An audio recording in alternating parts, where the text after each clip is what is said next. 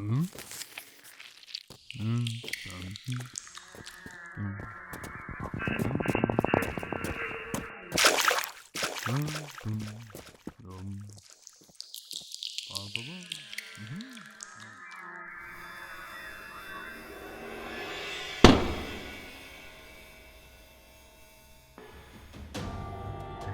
psychic scream ripples from the mind witness. The illithid master of this strange laboratory within the Pariah's Redoubt is alerted to Norman's presence.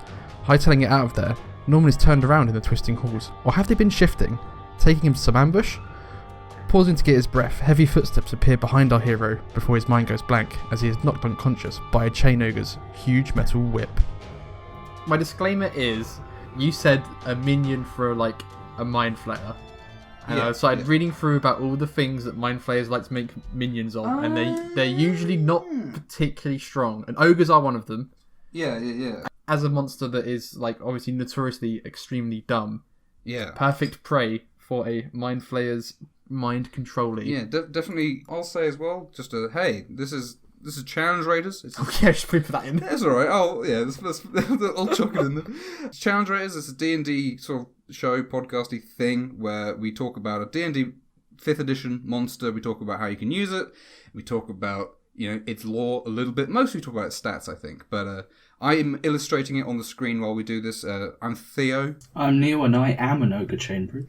And I'm Sam. We haven't covered any of the ogres, or rather the basic ogre. But I think we could summarize it very quickly in saying that it's like a bigger orc. It's like an orc with more hit points, basically. I'm gonna use the description that you gave as the brief is a big beefo. I want a big beefo to be in this episode is what I wanted, and I think that is like ogre to a T.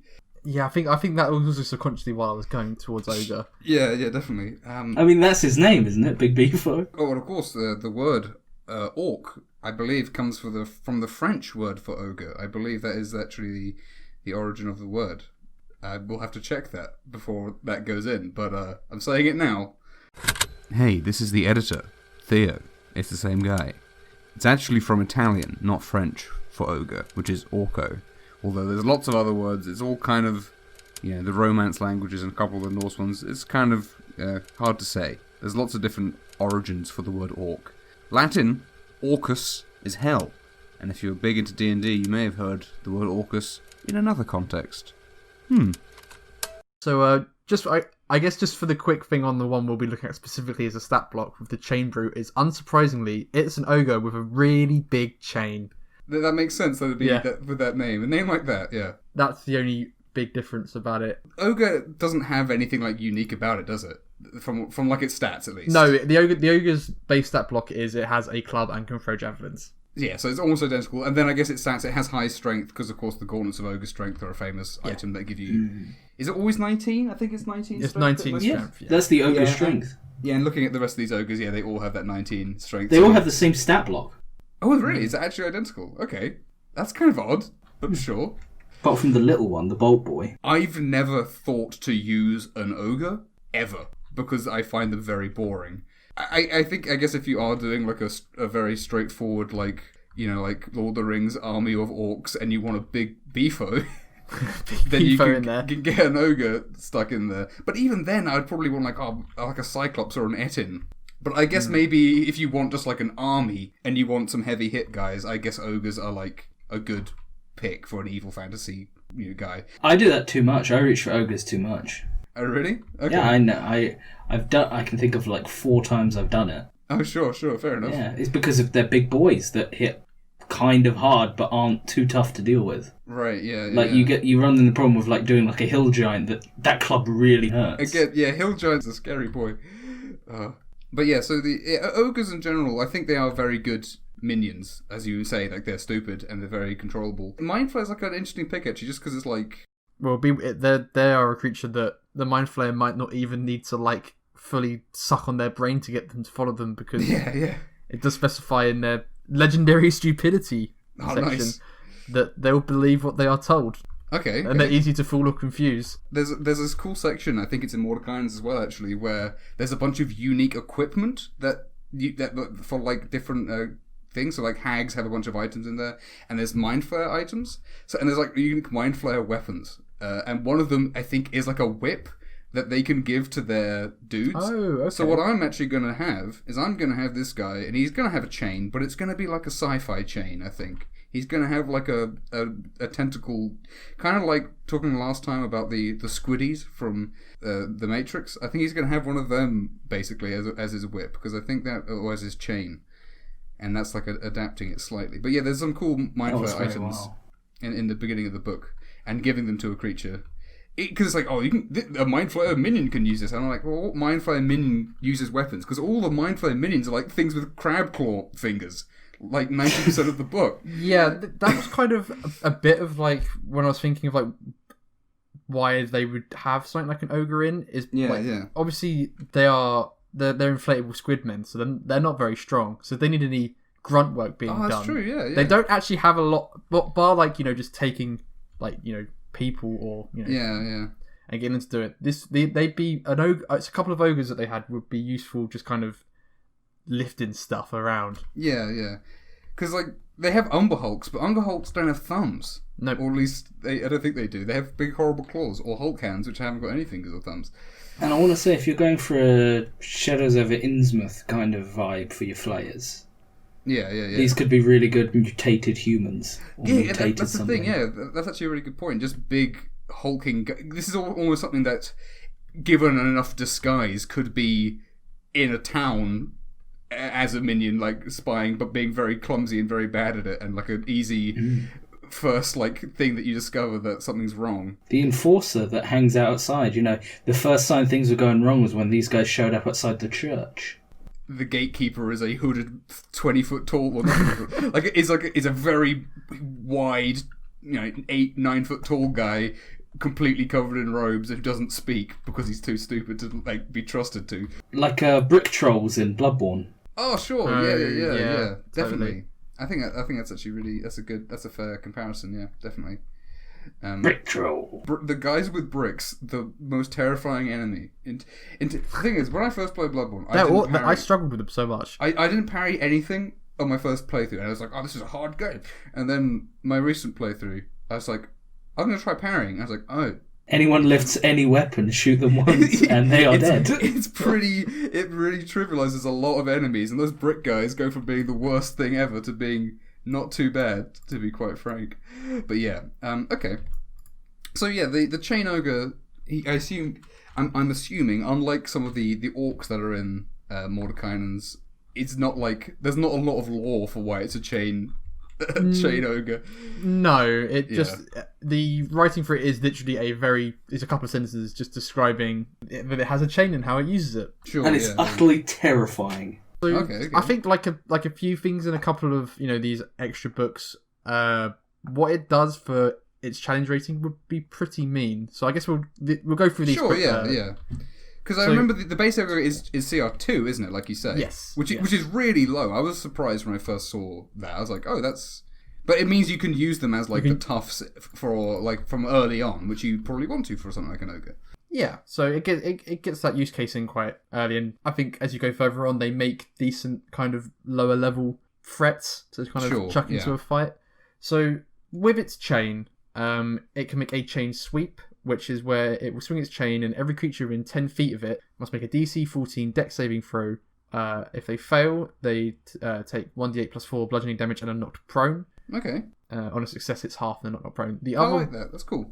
So, just like AoE kind of... It reminds me of a 4th edition kind of ability. It's like the Whirlwind ability from Divinity 2. Oh, yeah. Oh, there you go. Yeah. But yeah, having like there's not a lot of AoE non-magic stuff in Filth. No, there isn't a lot of it. I think there should be more. Yeah, I think that was definitely like I watched Matt Koval's 4th edition video again earlier today, which is why I'm thinking about it. But I remember I'm thinking back to those old abilities that like fighter abilities and cleave and stuff being like everywhere in that game. Yeah, cleave not being in 5th is so like weird. Having it basically on a creature that's actually very cool. Its second ability is Chain Smash. Recharges on a 6. It's a +6 to hit, and it has 10 foot of reach on one target. If it hits, it does 2d8 plus 4 bludgeoning damage, and they must make a DC 14 con saving throw, or be knocked unconscious for 1 minute. Jesus, this is a CR3 thing. That's silly. That's just silly. It does get to make saves. To And wake it's up. unconscious to like get back up at the end of its turn. But still, is it not? Dude, it knocks you out because it hits you so hard. I guess your health doesn't. It's not like it doesn't reduce your health to zero. You just unconscious. You're just unconscious. Yeah. That's almost unique. It might be unique, as far as I'm aware. I think giants should have that on their punches. The thing is, as soon as you put that on a ogre chain guy, a CR3 thing, why doesn't everything that does bludgeoning? Like, what is it? What's so special about the chain? What's his secret technique? He's got like the Vulcan death grip. Chain jitsu. Yeah. Yeah. Good God, that's very silly, but also quite funny. That's very. It's also a low-level recharge. That's the thing. Yeah, I was thinking that when you were saying that. Yeah, we've covered a few things at lower level having recharge than I remember. I can't remember what they are off the top of my head, of course, but yeah, there's not. CR3 is pretty low for that. I feel like that has to be on a recharge, but I also feel if you're a DM and you do that and it works, you don't do that again in a fight. You knock one guy out, sure, but as soon as you knock one guy out, you're like, okay, I can't go. If I knock them all out, then what? Then that's bad. That's like, again, this is what the later books did better than the base monster manual, which of course they did because it was several years later into the game and they were improving the design as they go. But like, this is something that, like, when we're talking about the Chimera, remember how like it has 3 attacks that are all functionally identical. Yeah, and it's like, why doesn't it have something like this in there where each attack has like a different thing going on with it, and not a super complicated thing either. When it first came out, like 5th was all about separating itself from 4th. Yeah, and being simplicity and easier to pick up and not bogging itself down with like status effects and. Sure, yeah.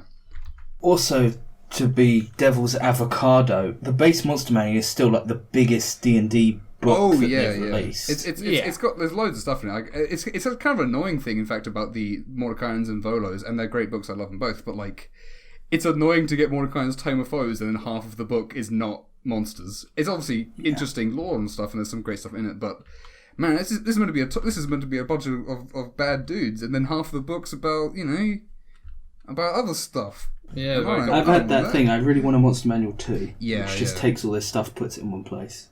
I know there are monsters in like all the campaign books as well, which aren't in the base books, which is frustrating because I'm not going to buy every campaign book for one monster. I guess on D&D Beyond, I think you can buy the monsters uniquely and stuff, which I guess I just don't. I just like having the books, but I guess that is still pretty good that you can do that. Anyway, I think this guy makes quite a good enforcer because of like the whip aesthetic. Definitely. I'm thinking that Lord of the Rings animated movie with the where there's a whip, there's a way, with the orcs are trudging along. I think that might have been another thing when I was trying to wrap my head around what to suggest for this. I think because what mind flayers do, like just collect loads of people. It makes sense. It makes sense, I guess, for a lot of their minions to be a lower level thing. Rather than having one big boy that looks after them, they just go, well, I'll just take over this whole town and have everyone be my thrall. Definitely, yeah. So I think having a bunch of ogres, basic ogres in the background, and maybe they'll have some sci-fi gubbins on them as well to show that they're slaves of this. I guess the only thing about ogres is they are so stupid that if they're going to like be acting independently, the mind flayers probably need to imbue them with some kind of sci-fi juice. You could always have the boss one with an intellect devourer on his head. The boss one's got a circle of intellect on his head. I thought you were going to say, but yeah, that would be a mind flay. Wouldn't want them to make him too smart. That'd be right. I think an intellect devourer in his head puppeting him. That's actually that'd be cool. We haven't covered intellect devourer, but yeah, that'd actually be really smart move. Maybe I'll actually have that. Maybe I'll just have the top of his head open with a brain sitting in it. That'd be gross. Now he's a Frankenstein's monster, but that makes sense for him to have a fishbowl on his head. The thing about ogres is, you want them to. I don't think they are like it's not like troll where you have. I think trolls are quite a solitary thing, at least in my mind, because I'm thinking of like the troll under the bridge, kind of like a thing. Like they're all. I think they're similarly like fairy tale to things like troll, but ogres you don't. When I think of ogres, I think of like the 3 trolls as they are in Lord of the Rings, but the 3 guys that want to eat the Hobbit and want to eat the dwarfs in the Hobbit, like those I would use as ogres. I wouldn't use trolls for them. But then like having as like a big army of dudes, if you want to have a little bit of variety and have some large guys in there, and we mentioned like when we did Minotaur back in the day, like they are another one you could have in like a big army, kind of. But like no one is going to question if you just say, oh yeah, and also they have ogres like scattered throughout the ranks of a bunch of orcs. Like that's not going to bat anyone's eyes. You're not going to blow anyone's mind. But sometimes you don't want to like confuse people with things. Sometimes things being the way you expect is good because it means people don't have to think about it too hard. I feel, honestly, that, like, when we did Etin for orcs, that felt good. Yeah. I think ogres are a step down from that, so maybe it's ogres is the big beefo in the goblin army. Yeah. Because goblins are kind of dumb, being led around in a big swarm, maybe by an evil lord. But then goblins have bugbears, which are meant to be their kind of big beefos. But then also bugbears are weird. We'll get into them. Bugbears are kind of normal. Yeah, that's true. We'll get into them at some point, I'm sure. The big beefo of the goblins can't be a normal guy with really dangly arms. That's true. Has Ogre ever been a playable race? Well, immediately when you're saying that, I was thinking, I immediately went to World of Warcraft, where they were intended to be. Yeah. But their excuse, by the way, because this is interesting trivia, was that they could not design a female version of an ogre, there's which says that their art department is entirely creatively bankrupt. Or what I imagine is more accurate. We can't make it sexy. I bet a bunch of guys who worked at the indie art for that game had some pretty interesting ideas that were not sexy enough, and then they were like, I guess it just can't be done. It can't be done. Cannot be done. Can't make a female ogre. That would be crazy. I know that like half ogres are things. So I don't know if they've ever been playable race. Yeah, but I think they probably have been at some point. Probably 3.5 you could play an ogre. Yeah. In terms of numbers, I'm not... Are we ever going to do a video about the basic ogre? If we do, it'll be like a 2-minute section of another video of another monster, probably. But I think that like essentially with this, I think part of the not issue, but like normally we'd go through like like outside use cases where I think this is the outside use case. Definitely, I think it's all about who this guy's working for. So as opposed to which I think it could be cool. I like it because when you think of ogres, they are big, dumb like thugs that like eat people and steal livestock and like would normally be like almost like a comic relief fight because you put on a big dumb voice. Yeah, like and you wouldn't ever like want to actually kill the party with ogres necessarily. No, but I guess in this like situation, like with like if it's got the internet found that like seeing them like be like they're organized, would be a bit different. And seeing them all uniformed up in their space outfits. Yes, it's definitely a weirder case. I mean, I think I kind of dig that, but this is definitely like I don't know when if we need to revisit it as like a normal ogre. I'm not too sure. So should we maybe say that in Mordecai's there is a couple of more ogre variants? That is true. Yes, this is one of like 3 or 4 ogres, isn't it? And they're all basically just an ogre holding a thing. Yeah. Yes. Which says everything about what ogre's purposes are. Because they're all the same stat block, just an ogre with a battering ram, a bolt launcher, or a little basket on his back with goblins in it. Yeah, exactly. It's kind of like the kobold as well. When we did the kobold inventor. And it's like, it's a kobold with things. But the fact that these guys all have the exact same stats, I think is very, very funny. I like the outside use that we thought of, like having them as like a bouncer for something more organized, like in a civilized kind of place. Like hidden, I think that's quite fun. And I like, with these ones, in terms of like as a fight, it's interesting because it has some unique things. That's cool. And if you put this in an army of monsters or whatever, that's going to be good. Having a fight with like 4 ogres that are like these 4 different ogres could be pretty cool. Yeah, an ogre gang. The ogre squad. I mean, maybe like an ogre bandit group. And you just have these different ogres in there. Yeah. And this guy's the bandit chief. We've already discussed that the bandit chief is the best character. So the terrifying idea of a smart ogre who is, organizing them could also be. You could even straight up take the bandit captain like stat block and put an ogre on it. Right, and like have him be the same challenge rating. Yeah. Or just use an Oni for it. An Oni in charge of an ogre bandit group would be very fun. I think that'd be quite cool. At high level, that could be like a trivial but kind of funny fight because obviously like an ogre, they're not too scary for a high level party. An Oni would be a tough thing, but again, nothing a high level party couldn't do. Infrared is kind of cold and other bits and bobs, but having some muscle backing him up would be pretty good. Yeah, it'd be a cool Or you have 4 of these chain guys and they all knock the party unconscious. In the first round. Drag them away. It's like, well, I didn't consider that even for a second. You could also do, in this scenario, they've all got intellect devourers, and you stumble into them all having a conversation about their new bodies. Oh, yeah. And just taking the ogre stat blockers, something with 19 strength, kind of like 60 hit points. Yeah. And kind of lowish saves in the physical thing. It's just such an easy stat block to take for I need big guy. Yeah, I need a big guy. Even, I guess you could even just take it for, I need big guy. Not even, an ogre, quote unquote, but just, a big human, super strong barbarian or whatever. Yeah, shall we give the basic ogre a rating? Because it is... I think the basic ogre is pretty disappointing in terms of... He's very disappointing. Yes. As, a big, strong thing at low level, I guess there's not loads of things like that, but that's not gonna... I would say the basic one is probably no more than, a 6 for basic ogre. I'm going to agree 6, and I'm going to agree 6 because of... They make a point about how dumb they are. Sure. I feel like they should have an ability really stupid. Yeah. Sure, yeah. There should be some kind of... Yeah, I agree. A mechanical thing for that. That would be cool. Or easily swayed by their base instincts and senses or something, if you throw a pie on the floor, they will probably stop fighting you and eat the pie. Or even something as simple as disadvantage on against being charmed or something like that. Or disadvantage on insight against being convinced and stuff. That could be... If that was in there, that would be a little fun thing. And obviously you could definitely do that, but...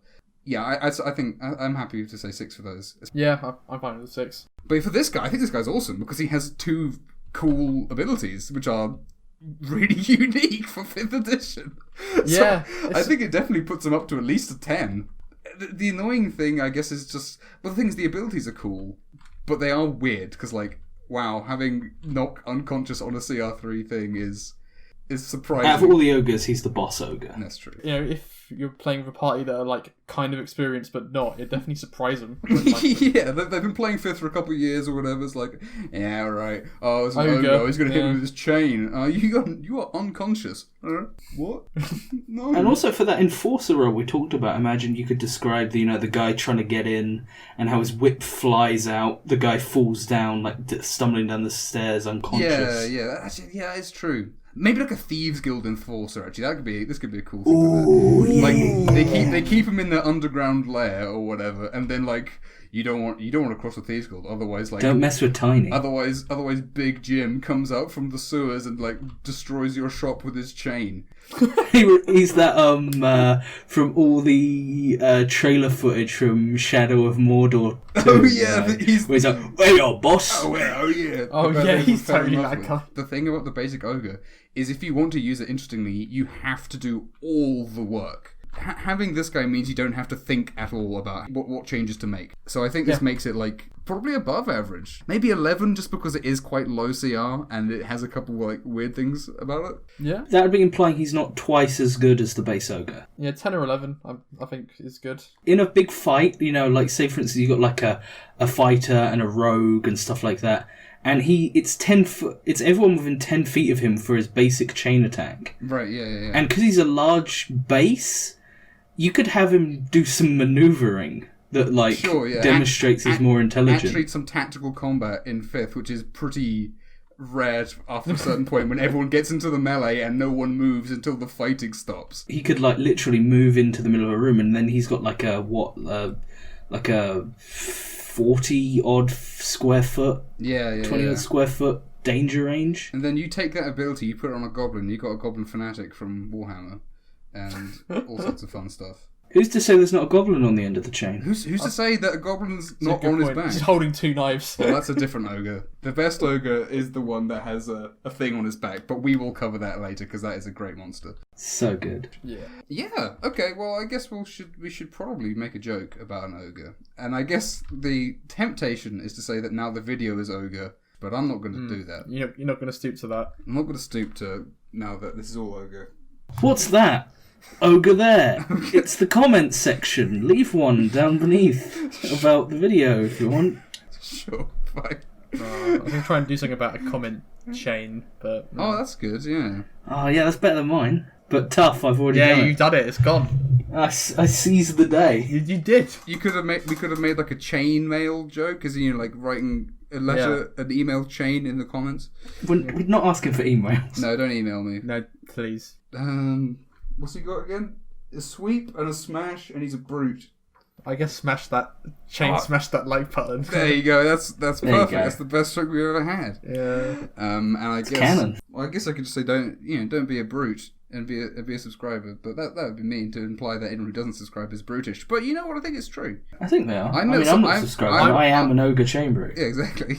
I'm gonna say you can't be too sure, so best to subscribe just to. I was out on the street the other day, wearing a mask, of course, and I saw someone who I thought, that guy looks pretty brutish. And then he confirmed it when he said, by the way, I'm not subscribed to drawingdovers.com. And I was like, you know what, I could have guessed from your brutish appearance, but now I know for certain. And that brute was me. And it was no. He was just hanging around outside on the street. It was Just waving my chain around. waving his chain, Knocking down anyone in a 20-foot radius. It's for social distancing. I knocked a couple of guys unconscious. He's spinning. I kept screaming social distance every time I whipped a guy. Oh, that would be With a 2 meter whip. a whole- Oh, that's a boomer comic if I've There's ever a boomer comic there.